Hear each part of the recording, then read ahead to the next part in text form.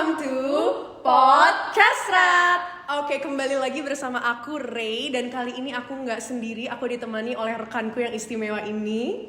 Halo semua, kenalin aku Keisha. Dan kami berdua akan menemani kalian selama beberapa menit ke depan dalam Podcast Rat kali ini. Nah, kalian masih inget nggak apa itu Podcast Rat? Mungkin ada orang yang baru datang ke sini, baru pertama kali nonton Podcast Rat, atau sudah ada yang penikmat Podcast Rat dari dulu. Jadi ini bukan Podcast Rat pertama kita, ini adalah Podcast Rat episode kedua kita. Mungkin yang belum tahu Podcast Rat itu apa, jadi Podcast Rat adalah singkatan dari podcast dan kastrat, dimana di sini kita bahas tentang isu-isu kesehatan, isu sosial, isu apa aja deh yang sekarang lagi dibutuhkan masyarakat. Yap, bener banget. Walaupun nih Kak Rea, di tengah kesibukan kita sebagai mahasiswa kuliah yang lagi padat-padatnya, kita nggak boleh mengurangi rasa kepekaan kita terhadap lingkungan sekitar.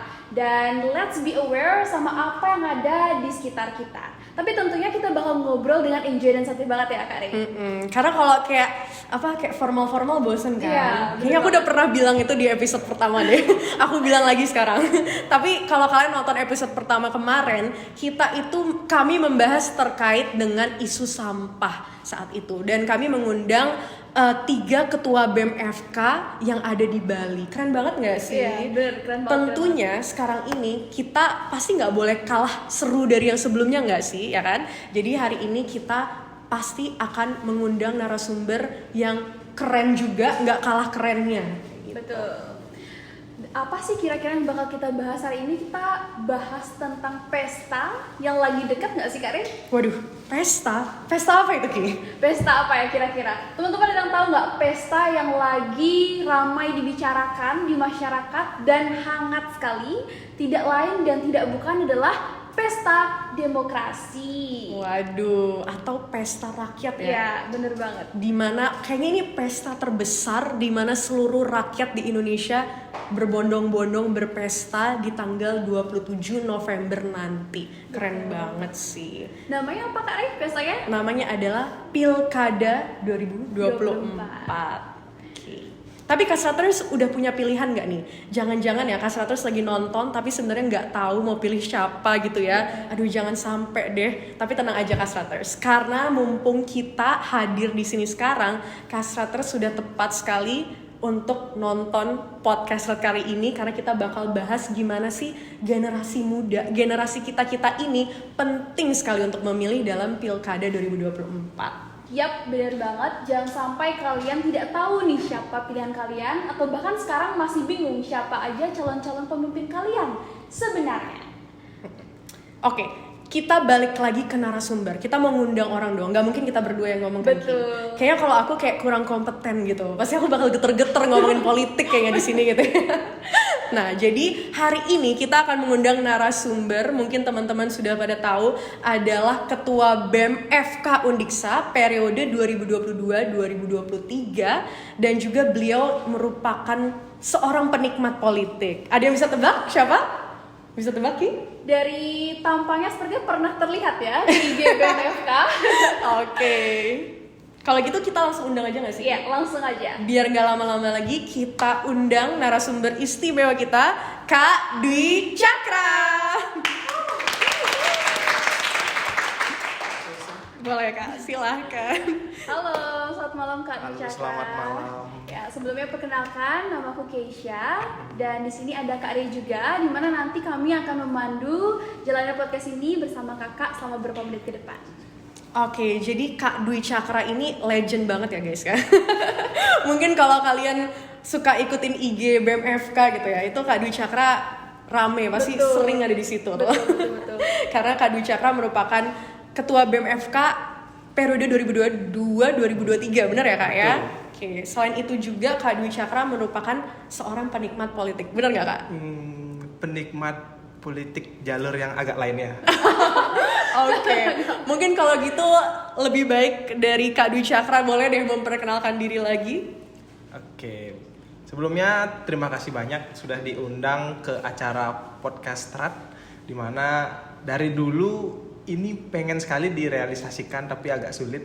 Akhirnya sekarang di generasi yang semakin keren, itu terjadi juga akhirnya. Aku pernah lihat sebelum-sebelumnya ada di podcast yang 1, 2 itu membahas tentang sampah dan juga banyak sekali yang ternyata dibahas di sana, ternyata juga seru-seru. Dan sekarang dari pembukaan kita sudah bisa lihat gimana semriwingnya dari semua yang akan menjadi narasumber nanti. Nah, jadi dilihat dari pembukaan sudah terlihat semangat-semangat kita untuk menyambut yang namanya pesta. Ya, tapi sebelum kita jauh membahas tentang pesta, pasti akan ada yang dirayakan dan siapa yang merayakan. Dan ini yang akan menjadi poin penting kita malam hari ini untuk kita bahas siapa yang berhak untuk merayakan dan siapa yang seharusnya dirayakan di pesta kali ini. Sebelumnya kenalin, nama aku Kadek Dwi Cakra Diningrat, bisa dipanggil Dwi Cakra, merupakan sebelumnya menjadi Ketua BEM FK Undiksa periode 22-2023 dan sekaligus juga penikmat politik jalur TikTok. Ya, mungkin to the point aja langsung. Ya, mungkin kita bisa bahas-bahas nanti lebih dalam tentang itu. Oke, jadi keren banget ya. Kak Dwi Cakra bilang siapa yang dirayakan, kayak lagunya Nadine Amiza aja. Bener. Kita semua dirayakan gitu ya. Oke, jadi Kak Dwi Cakra, seperti yang kakak tadi katakan, pada hari ini kita akan membahas tentang siapa yang akan dirayakan dan siapa yang merayakan ya. Nah, membahas yang merayakan nih Kak. Jadi kalau misalnya dilihat dari kacamata generasi muda, kita dari Kastrat sendiri itu telah mengkaji berdasarkan research yang kita cari dari data pemilih tetap kategori generasi dari Komisi Pemilihan Umum Daerah Bali. Itu terdata bahwasanya Gen Z yang ada di usia 15 sampai 28 tahun itu terdata sebagai pemilih tetap dengan persentase 22% nih Kak. Ya, 22%.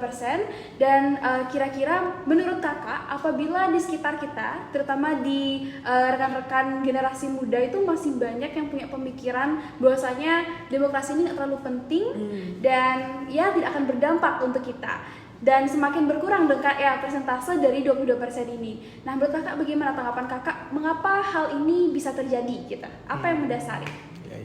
Oke, jadi kalau kita berbahasa atau bilang dengan data terlebih dahulu, kakak juga dapat riset sebelumnya tentang berapa sih data sebenarnya generasi yang saat ini bisa dikatakan untuk menjadi pemilih pemula gitu. Nah, jadi kalau kakak dapatkan itu sekitar 22,94%, ya sekitar samalah 20-an persen kira-kira kalau seluruh Indonesia tuh 70 juta penduduknya tuh generasi muda boleh memilih. Nah, bisa dipikirkan lah gimana kalau 70 juta itu tidak ikut kontribusi di dalam pesta ini. Jadi pesta ini untuk siapa dong? Ya kan agak rugi. Ya, jadi kita telisik lebih dalam. Apa sebenarnya yang menyebabkan banyak generasi-generasi sekarang malah tidak antusias terhadap pesta tersebut? Yang namanya pesta tentu seharusnya ada yang diundang dong, ada yang diajak untuk merayakan dong, bukan seperti mengundang jelangkung, tak diundang, pulang tak diantar. Jangan seperti itu. Jadi kalau generasi muda, saat ini kita lihat apa yang diinginkan oleh generasi muda. Apakah itu sudah diakomodir oleh pemerintah saat ini? Jangan-jangan karena ulah pemerintah sebelumnya kita merasa terasingkan. Jadi kita acuh tak acuh. Sepertinya suara kita jika digunakan kembali kayaknya nggak bakal ngefek apa-apa. Lebih baik dah sekarang nggak usah ikut milih atau nggak usah peduli sama apapun. Nah, itu bisa menjadi salah satu faktor. Nah, yang kedua, sekarang generasi itu kan sudah berbeda dari zaman dulu. Mungkin kita bisa lihat dari sejarahnya, kalau zaman dulu era Orde Baru, Reformasi, itu mahasiswa yang punya kekuasaan bahkan untuk menggantikan seorang presiden itu adalah dari mahasiswa. Sekarang mahasiswa ngapain? Ya, itu perbedaan yang kedua. Jadi kita tidak bisa menyamakan juga perspektif kita dari zaman dulu dan zaman sekarang. Kita masih sama-sama berjuang dan bisa dibilang nggak semua mahasiswa itu apatis terhadap hal-hal yang tentang demokrasi ya. Yang kakak perhatikan banyak nih sekarang, kakak kan pengamat politik di jalur TikTok, banyak banget buzzer untuk beberapa paslon ataupun di postingan apapun yang tentang politik pasti bahasanya tuh generasi muda.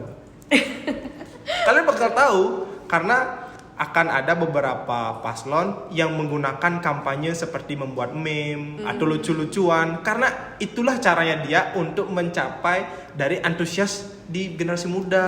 Benar banget. Akhirnya kita pun juga tertarik buat, pasti gatel di tangannya, komen dikit tentang ini. Ternyata sekarang buktinya di salah satu akun partai politik, dia sudah memberikan tawaran, keluhan apapun yang ada di masyarakat silahkan sampaikan di sana. Akhirnya banyak. Kita cuma sekaligus lewat misalkan di jalan depan kampus kita nih, ada jalan bolong pak, tolong di sini gini. Masa sekedar gitu aja. Tapi kan ini membuktikan dari semua yang komen sekitar 20.000 dalam satu akun TikTok itu kan mencerminkan segini loh antusiasnya. Siapa sih pengguna TikTok ini? Masa bapak-bapak, masa nenek-nenek? Kan nggak mungkin. Ini generasi muda semua yang sudah mulai aktif bangkit untuk mengikuti pesta demokrasi sekarang gitu. Dan makanya kita penting banget bahas malam ini sebenarnya. Bener banget sih ya. Kayak buzzer itu sekarang kayak menggunakan kata-kata juga yang Gen Z nggak sih? Iya.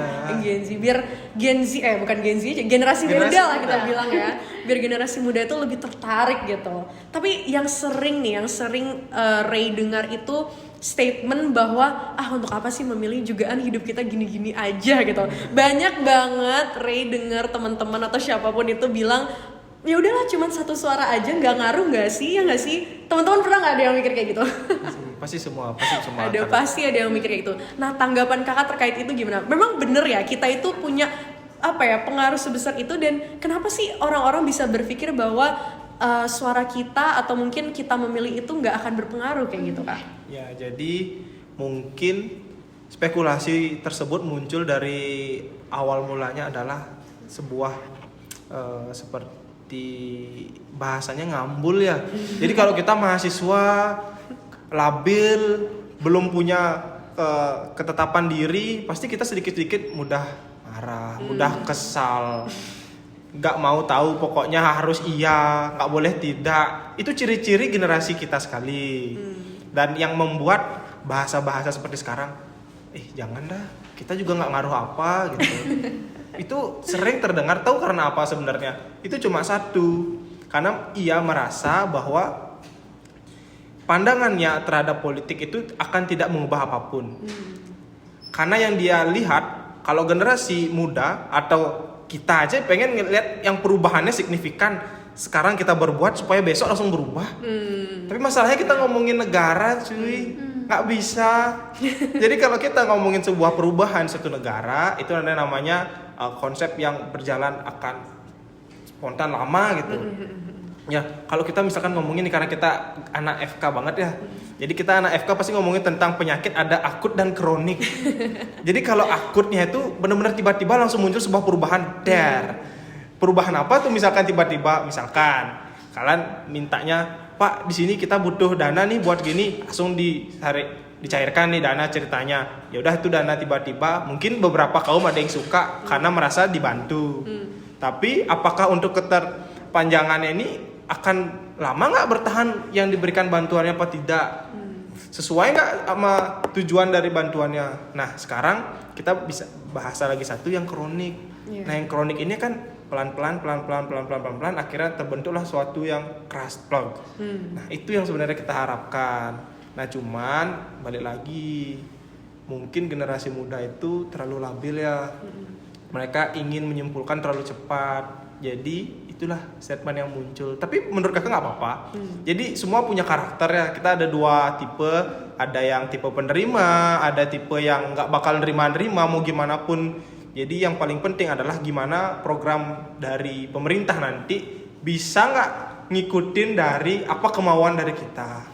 Jadi sebenarnya bukan kita yang mengikuti sebuah kemauan satu kelompok, tapi suatu kelompok itulah harus mengikuti apa kemauan dari masyarakatnya. Akhirnya terciptalah masyarakat itu akan hidupnya sesuai dengan Pancasila, yang terutama yang sila kelimanya. Iya, benar banget. Tapi iya sih, kan aku setuju, karena nggak semua hal bisa instan gitu ya.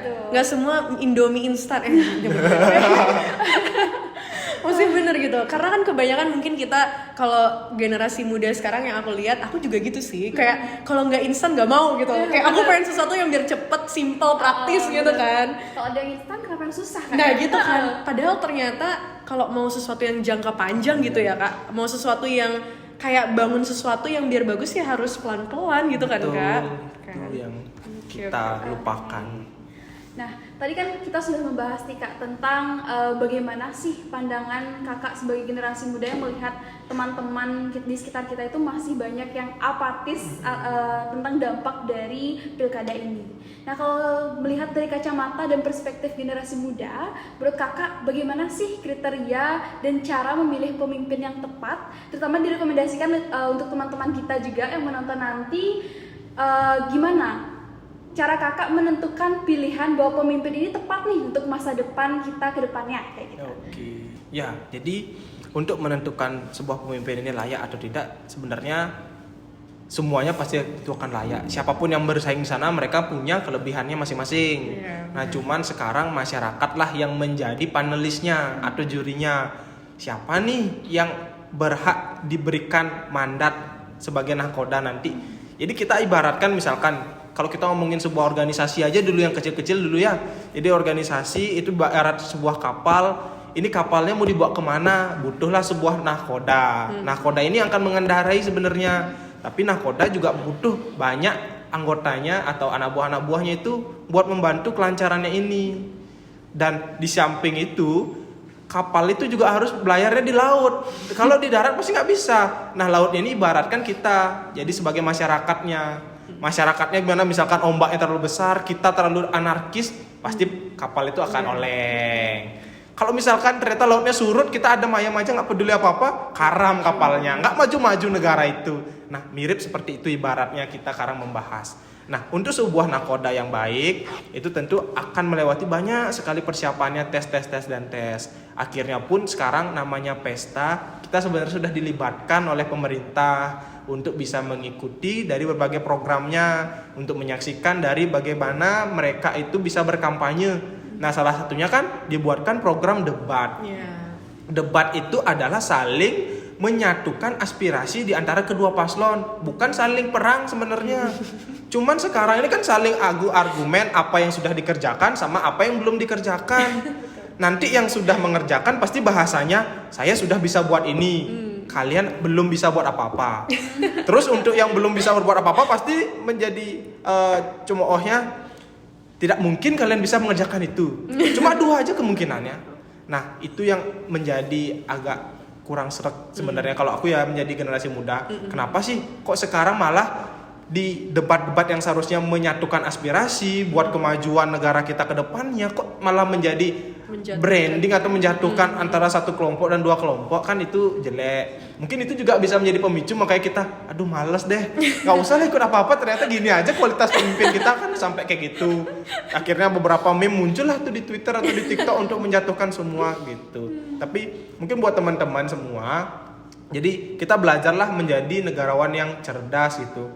Cerdas itu dalam artian kita bisa belajar menjadi pemilih pemula dulu. Pemilih pemula itu seperti apa? Kita tentukan berdasarkan hati nurani kita. Jadi hati nurani kita ingin yang mana, sesuaikan juga dengan visi misi mereka.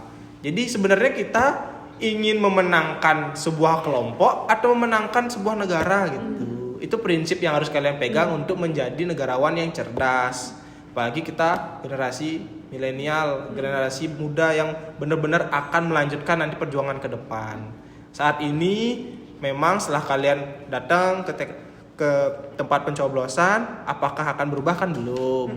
Tapi akan kalian rasakan nanti setelah kalian berkeluarga mungkin, atau bahkan kalian setelah menjadi buyut nanti baru akan merasakan perubahan dari sebuah negara. Tapi intinya kalian tanamlah buah itu dari sekarang, nanti kan kalian panen hasilnya. Iya, benar-benar banget.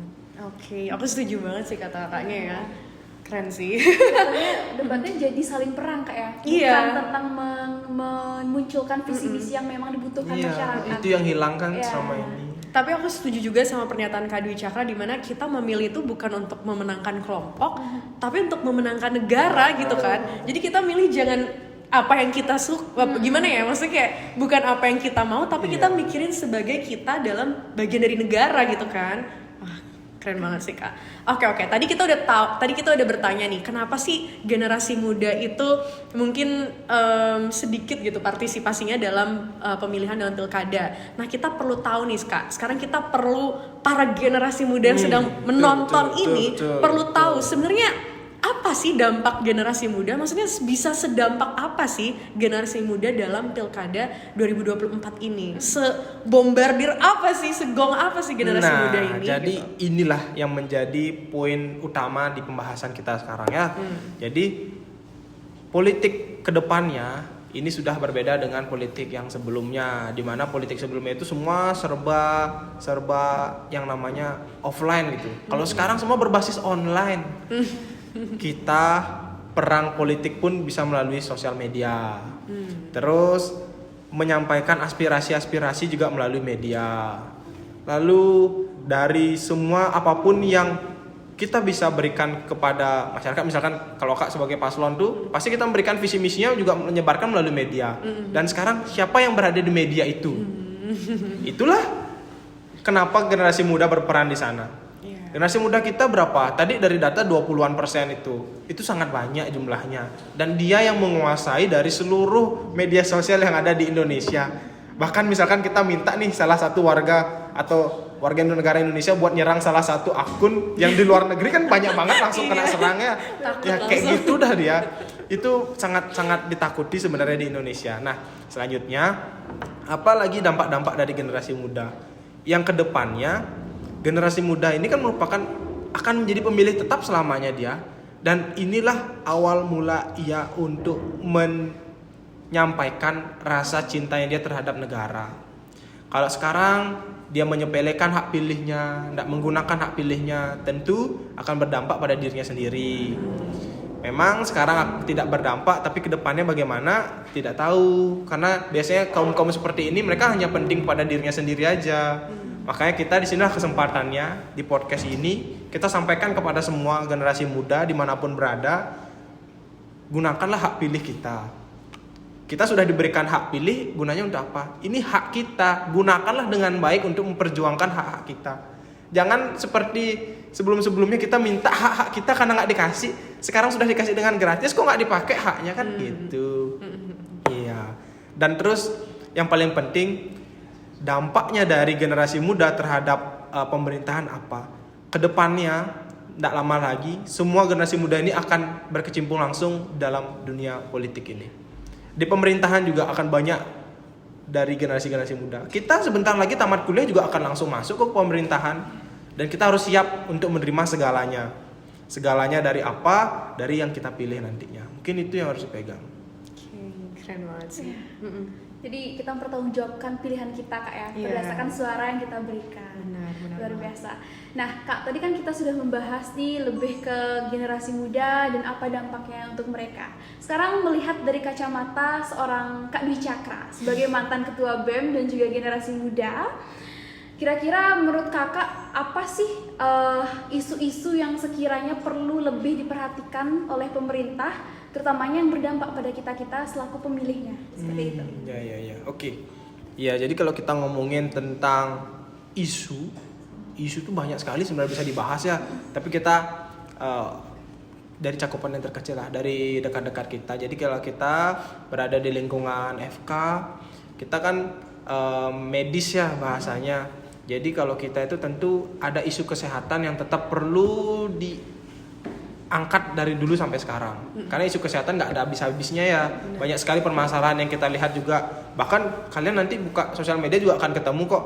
Oh, seorang bidan di pelosok desa di daerah Papua tidak mendapatkan akomodasi apa untuk kesehatan, sedangkan harus menempuh jarak 40 jam gitu untuk mendapatkan puskesmas terdekatnya. Kayak gitu-gitu kan masih banyak. Dan terdekat kita juga masih banyak ternyata tenaga kesehatan yang tidak mendapatkan akomodasi biaya pelayanannya. Jadi kan tentunya juga akan mengurangi dari gimana kita mau semangat bekerja kalau aspek dari uang makan aja nggak dapat, kayak gitulah minimal. Nah selain itu, isu-isu yang penting adalah isu pendidikan, dimana yang sedang kita jalani sekarang. Pendidikan dari tahun ke tahun itu signifikan berubah dalam kurikulumnya. Kita rasakan nggak? Mungkin kalian merasakan, sudah berapa kali kalian mengalami perubahan kurikulum dari SD, SMP, SMA, apakah nggak berubah tuh semua? Kayaknya kita mau meneruskan buku kita ke adik aja nggak bisa, karena adik udah beda kurikulum gitu. Itu yang sebenarnya harus diselaraskan. Kalau mau belajar, mungkin sedikit nyolek nih ke pemerintah, bolehlah belajar ke negara lain. Kayak kalian sering banget tuh kunjungan ke luar negeri, kok nggak ada improve apa di negara kita kan gitu ya. Ya jadi kita generasi muda itulah kebebasan untuk berpendapat. Itu juga harus digunakan. Aku baru ingat kebebasan untuk berpendapat, mencapaikan pendapat itu di muka umum bebas, gratis. Kita boleh sampaikan asal dalam batas yang normal, tidak menyinggung sara dan yang lain-lain. Jadi kita sampaikan sebenarnya kemauan kita tuh apa sebagai generasi muda. Itu. Jadi isu-isu yang sebenarnya penting menurut kakak tuh yang pertama di isu kesehatannya, isu pendidikannya, dan kenapa isu pendidikan yang paling penting? Disinilah pendidikan karakter dan moral dibentuk pertama kali. Dibentuk pertama kali sejak apa? Sejak SD. Sejak SD kita udah diajarin Pancasila. Iya benar. Iya, harus hafal lagi. Kalau nggak hafal bisa berdiri nanti depan saat baris tuh. Nah sebenarnya itu yang perlu ditekankan sampai sekarang. Nanti jangan hal-hal seperti itu dihilangkan atau malah ditambah dengan materi-materi yang rasanya belum pantas untuk SD tapi sudah diberikan untuk SD. Karena ada tuh isunya yang kayaknya bakal memperkenalkan pelajaran apa gitu, apa gitu programming atau apa itu ke anak-anak SD kok kayak gitu sih sekarang. Ini mau mengejar kemajuan negara melalui anak SD apa gimana, kan mereka ada tahapannya gitu. Iya. Ya itu sih yang penting. Ya setuju banget. Jadi pasti kesehatan itu ya. Kesehatan tuh isu yang bakal selalu ada, yang dimana pemerintah, kami nih dari generasi muda itu menyampaikan aspirasi seperti itu ya. Ini adalah isu yang sangat penting untuk harus diperhatikan sekali. Apalagi terkait dengan akomodasi pekerjanya seperti bidan, dokter, perawat seperti itu, dan semua tenaga kesehatan lainnya. Dan juga tentang pendidikan, ada juga kisah tentang guru yang gajinya juga ya kan itu sangat miris ya seperti itu. Tidak rata setiap daerah. Iya benar banget. Oke, keren banget sih. Oke, mungkin Kak Dwi Cakra, dari tadi kita ngobrol, silahkan Kak Dwi Cakra. Kalau mau minum boleh. Aman-aman. Gitu. Jadi tadi setelah mendengar penjelasan Kak Dwi Cakra, gimana Kasraters? Masih pengen golput kah? Kita berharapnya semoga tidak hanya generasi muda sebagai target yang menonton video kita Kak ya. Setelah kita menyampaikan aspirasi ini, semoga juga ada salah satu bagian dari pemerintahan mungkin atau peminat-peminat politik yang mendengar aspirasi kita, ini mungkin boleh ya disuarakan. Setuju banget ya. Jadi kita sekarang sudah tahu betapa pentingnya peran generasi muda dalam memilih, dan bagaimana ini sudah ada contoh langsung nih sosok generasi muda, apa ya, perwakilan generasi muda gitu. Yang menyampaikan bahwa kita juga peka kok terhadap isu-isu gitu ya. Kita juga punya hak gitu kan, punya hak untuk speak up seperti itu, dan juga generasi muda yang sudah diberikan hak harus menggunakan hak itu sebaik-baiknya gitu. Kan bener banget. Oke deh Kak Dwi Cakra, sebelum kita menutup hari ini, mungkin Kak Dwi Cakra ingin menyampaikan beberapa patah kata terkait hal-hal untuk menyemangati nih para generasi muda untuk semangat memilih. Silakan Kak Dwi Cakra. Oke ya. Jadi mungkin sebelumnya kita rangkum dulu apa yang kita udah bahas tadi mengenai pesta ini ya. Jadi pesta ini kita harus merayakan bareng-bareng, dan yang dirayakan juga merasakan ini adalah pesta demokrasi untuk sebuah negara, bukan main-main lagi. Jadi kita bukan happy birthday untuk 17 lah, bukan. Ini udah tingkatan serius. Sudah Indonesia sudah hampir 100 tahun merdeka, kita harus lebih fokus dalam memajukan bangsa kita. Nah, selanjutnya akan ada pesan nih untuk beberapa generasi muda. Kita ini memang belum ada apanya saat ini. Kita masih dalam proses belajar. Kita dalam proses mencari pengalaman, tapi disinilah kalian sudah mendapatkan hak-hak kalian. Hak-hak kalian di sini gunakanlah sebaik mungkin agar kalian tidak menyesal di kemudian hari. Banyak sebenarnya yang bisa diterapkan, dan yang paling penting itu kita dalam sebuah organisasi, mungkin untuk BEM juga, kakak singgung sedikit, BEM sudah mulai aktif tampaknya dalam membuat forum antar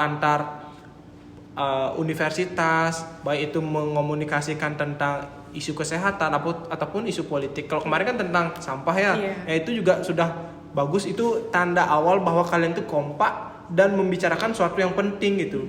Sebenarnya hal ini bisa juga dilakukan dengan pemerintah, jadi digiring bukan antar univ ke univ, tapi mahasiswa dengan DPR misalkan. Jadi DPR itu kan fungsinya bukan mendengarkan perwakilan rakyat aja. Kita pun juga perwakilan rakyat sebenarnya, cuma dengan status mahasiswa. Tapi jelek sekali beberapa belakangan ini status mahasiswa kita dibilang status mahasiswa sewaan akibat beberapa oknum yang salah. Nah, coba mungkin ke depannya pemerintah bisa nih menyiapkan tempat. Jadi kalau setiap ada isu-isu apa, langsung cegat mahasiswa tersebut buat undanglah ke gedung kalian. Sebelum mereka itu membuat banner apalah di depan, poster-poster keliling jalan, bakar ban yang enggak kan buang energi. Ya, mungkin kita selama ini mahasiswa FK belum pernah ya sampai turun gitu karena masih aman-aman aja. Tapi kedepannya buatlah forum yang seperti itu. Apa yang kalian ingin sampaikan sebagai generasi muda, perwakilan-perwakilan kalian kirim ke sana, sampaikan ke sana. Nanti pasti akan ada feedback yang baik dan positif juga. Karena mereka itu juga pasti kagum dengan mahasiswa yang cerdas, pintar, dan tahu dengan tata krama. Enggak keluar-keluar di luar aja atau lempar batu ceritanya supaya mau keluarnya nggak ada, mau keluar dilempar batu. Ya, itu yang perlu penting. Jadi pesannya buat teman-teman semua di rumah, jadi dengan adanya podcast tentang pesta demokrasi ini, belajarlah menjadi negarawan yang cerdas. Dari sekarang kalian bisa menentukan arah negara ini kemana. Satu suara kalian memang tidak signifikan merubah keadaan dunia ini, tapi dengan kontribusi kalian negara ini akan tentu maju ke depannya. Mungkin itu yang bisa disampaikan. Keren banget ya, luar biasa deh. Oke, terima kasih banyak kami ucapkan kepada Kak Dicakra atas pesan-pesannya, kemudian ujangan-ujangannya terutama untuk kita Kak Rea sebagai salah satu bagian dari generasi muda yang akan memilih juga pada tanggal 27 nanti. Jadi tidak terasa sudah sampai kita di penghujung acara. Terima kasih kami ucapkan kepada Kak Dicakra yang sudah bersedia meluangkan waktunya di tengah kesibukan koas. Iya, benar banget. Bahkan sudah mau mengisi podcast kami sesuai dengan apa yang menjadi pengalaman kakak dan apa yang bisa kita pelajari. Oke, terima kasih banyak Kak Dwi Cakra. Semoga lain waktu kita bisa berbincang-bincang lagi ya Kak ya. Oke, thank you Kak. Oke, jadi kita udah tahu nih betapa pentingnya generasi muda. Aku udah ucapin kata-kata ini berkali-kali ya guys. Sudah tidak bisa terhitung hari ini. Iya, tapi emang bener kan, bener banget. Bener. Tapi di podcast Red hari ini kita nggak bakal ngasih wejangan-wejangan begitu aja. Ya guys, generasi muda itu penting ini. Nggak cuma itu aja ya guys. Tapi kita akan memaparkan nih, memberikan kalian sebuah referensi dari hasil kajian mengenai visi misi kedua paslon yang berkaitan dengan kesehatan. Paslon di Bali ya, gubernur dan wakil gubernur Bali, provinsi Bali. Oke, pertama kami sudah mengkaji berdasarkan visi misi dari kedua paslon yang berkaitan, terutamanya dalam peningkatan layanan kesehatan, Kari. Jadi untuk paslon 01 itu ada pada bab 8, poin D sampai dengan F, yakni terkait peningkatan fasilitas, sarana prasarana kesehatan, pelayanan kesehatan rujukan layanan sekunder, layanan dokter spesialis, layanan tersier rumah sakit, serta tunjangan insentif kepada tenaga kesehatan. Nah, di mana spesifikasinya itu salah satunya ada seperti meningkatkan sumber pangan yang bergizi sebagai bahan konsumsi pangan yang sehat bagi masyarakat. Kemudian ada untuk upaya pencegahan stunting, yakni meningkatkan asupan gizi seimbang dan perhatian terhadap ibu hamil dan menyusui, Kak. Oke, itu dari pasangan calon nomor urut pertama ya.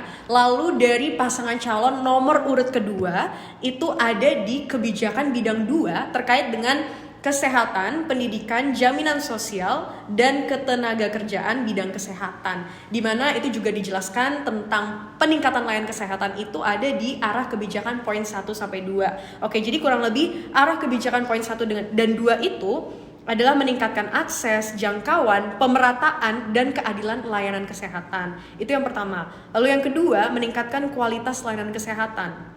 Nah, selain itu, untuk peningkatan layanan kesehatan, ada beberapa program dari pasangan calon kedua. Yang pertama itu mempercepat dan menetapkan pelaksanaan regulasi. Itu yang pertama. Yang kedua adalah standar penyelenggara kesehatan secara komprehensif. Yang ketiga adalah memantapkan pelaksanaan sistem pelayanan kesehatan secara terintegrasi sebali berbasis aplikasi. Jadi akan ada data riwayat kesehatan, data rumah sakit, data jenis layanan kesehatan itu akan terintegrasi. Lalu keempat adalah memantapkan kualitas pelaksanaan program JKN KBS. Seperti itu dari pasangan calon nomor urut 2. Oke, lalu selanjutnya itu ada terkait dengan program pencegahan dan penanganan stunting. Khususnya itu paslon nomor 1 ada pada bab 8, poin D dan C terkait meningkatkan kesadaran untuk upaya pencegahan stunting. Kemudian ada meningkatkan asupan gizi seimbang, memberikan perhatian terhadap ibu hamil dan menyusui, serta meningkatkan sumber pangan yang bergizi bagi masyarakat. Kemudian ada juga dalam tata kelola kesehatan misinya tepatnya di mana meningkatkan fasilitas rawat inap dan peralatan medis di rumah sakit spesialis dan rumah sakit Bali Mandara yang menjadi tanggung jawab pemerintah provinsi serta membangun rumah sakit ibu dan anak. Oke, itu dari pasangan calon nomor urut 1 ya. Lalu jika kita lihat dari pasangan calon nomor urut 2, itu bisa kita lihat di kebijakan bidang 2 juga terkait dengan kesehatan, pendidikan, jaminan sosial, dan ketenaga kerjaan bidang kesehatan, khususnya pada program 6 terkait menurunkan angka stunting dengan target di bawah 5%. Seperti yang sudah kita ketahui, sekarang ini di Bali prevalensi stunting itu masih di angka di atas 5% dan target dari pasangan calon nomor urut 2 itu menargetkan agar bisa di bawah atau mencapai 5% seperti itu ya. Di bawah 5%, mohon maaf. Seperti itu. Oke, jadi itulah beberapa hal yang kita kaji terkait dengan pertama peningkatan layanan kesehatan, lalu yang kedua tentang pencegahan dan penanganan stunting. Seperti itu. Jadi banyak sekali kebijakan-kebijakan yang dibawakan oleh kedua paslon yang sama-sama bagus Kak ya. Tentunya ini kembali lagi kepada kita bagaimana cara kita memilah dan memilih yang sekiranya memiliki dampak untuk kita ke depannya. Bener banget. Oke, jadi Kasraters nih ya, Kasraters ya, catat atau kayaknya sekarang udah nggak pakai kalender itu ya, nggak pakai kalender apa sih fisik gitu ya. Udah tinggal ada notif. Notif kalender digital ya. Reminder, pasang reminder di HP kalian sekarang juga. Tanggal 27 November kita semua akan berpesta pora di TPS masing-masing daerah, ya kan? Betul. Dan jangan lupa untuk bijak-bijak dalam memilih seperti yang aku sampaikan tadi, jangan sampai kalian golput karena satu suara sangat berarti. Dari kita, untuk kita, oleh kita. Aku Rachel Ray dan aku Kay. This is Podcast Rat. Say it louder. Bye bye Kasraters.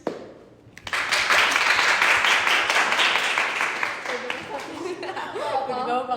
Oke kak.